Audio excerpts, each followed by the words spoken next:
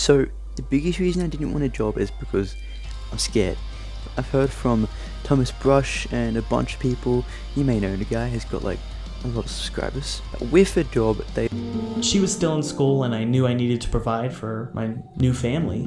So I took a job at a business-to-business marketing firm as a graphic designer, making about $37,000 a year. We started living in the real world. That moment, sitting on the couch with my wife, that dream, that self-assurance that one day I was going to make video games for a living, it came roaring back.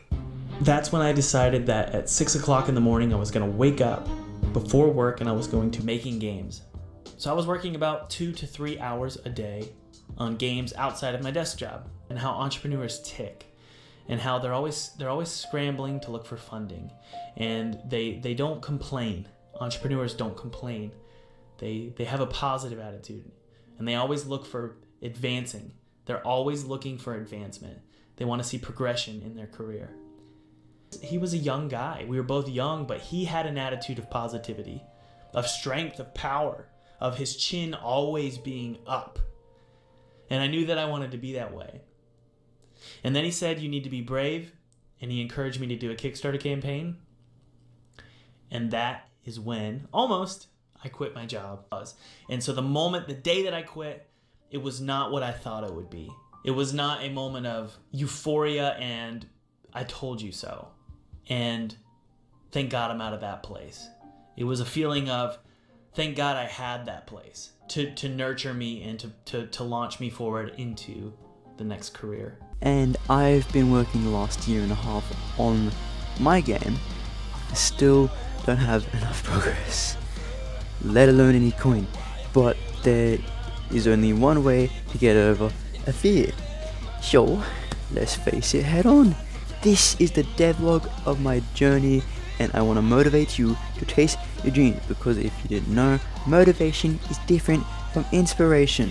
So, been a while, huh? I took a break, got a computer because of the job, I haven't uploaded in 3 weeks. That was quick. And woohoo! 356 subs, let's go! And the Extra Human trailer's actually gotten big enough to pop up on the YouTube search. Amazing. Okay, I'm gonna start an email list as well. So if you want to know when the demo launches and updates like the launch of the game and discounts and things like that, I'll put a link to the mailing list in the description. It's a Google form, so you can go do that. And I've got the company email in the YouTube channel about page, so if you want to ask any questions or anything, you can do that too. Last video, I started work on a sneaky stealth behavior, ironing out what I actually wanted to do and then simplifying it to be as simple as I could get it, because the more simple caveman logic there is, the better. Now it's time to go into the cold dungeon. All that's left to do now is to get the enemy hiding off screen. I could just use an on-screen bull and pick just any random direction, but I'll save that idea for later, because even with the music going, I was still zoning out when I was recording this like nearly 3 weeks ago. At that point, I had written about 10 lines of code within an hour, and I was just thinking through a lot of logic, like running through it theoretically in my head, but I was just really zonked, and after I realized it, I needed to rest. Now, what we have left is we need to get the enemy logic, we need to get the enemy out of view. The rest is theoretically done. I found out I can convert the enemy's world position to the camera's viewport position, and then convert it back to world position and add the direction that I grabbed in that and recheck the ball. So theoretically it will pick a location to get off the screen while staying outside of the camera view, and in reality it doesn't do what I want, but it doesn't break anything either.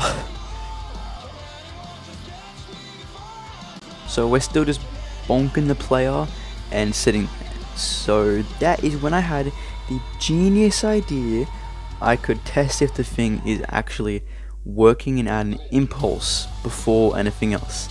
That actually works a little too well. Let's try... Wrong. Okay. And again, wow, I apparently made a lot of mistakes and spent most of the day fixing a bunch of stuff.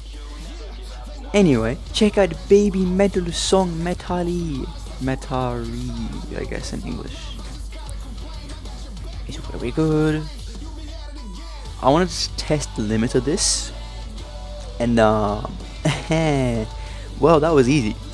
I tried clamping the max speed, activated stalk logic after the attack animation finishes, and okay, as of scripting time for this, I had hit 12th of June, and a friend said that my art looks like PS1 graphics. I figured out he meant the quality of the recording, so I can just record in full screen. Should have done that from the beginning, but I kind of need to see stats in play mode. But ignoring the frame rate, because that's PC bound, and I haven't even touched on optimization because collision culling who? Okay, I need to wrap up scripting because it's Tuesday, but last attempt and recording Wednesday. Wait, I do have a collision culling. You know what? The enemy is stealthy, but ruthless. I don't need every enemy to burst behind you when it's exhausted. I want to go from a stupid and a big stupid to an actual threat. So I copied the animation rig from Reef and stuck. Why? Aha! The dependency was null, so it just freaked out. So I fixed that, and then it still stops, but only when it's triggered. So I can leave that for later because I can just like turn it on and back off. Pow. Next, I need the baby to move back a bit because you're not just gonna pant and exhaustion in front of an enemy. You're going to leave or hide. So it sounds simple, just move the enemy backwards, but I use a target position, and for some reason it is in world space and not local. So anyone remembers how the enemy just moved in one direction after the attack? That's why. So I wanted to just convert it to local space, and then I can do whatever I want with it. And I did manage to get some stuff.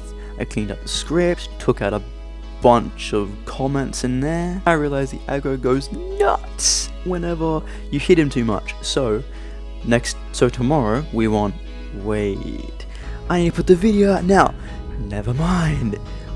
Yeah, short video. I don't know if you can successfully chase a dream while working a job, at least within a decade, but we're going to get this done.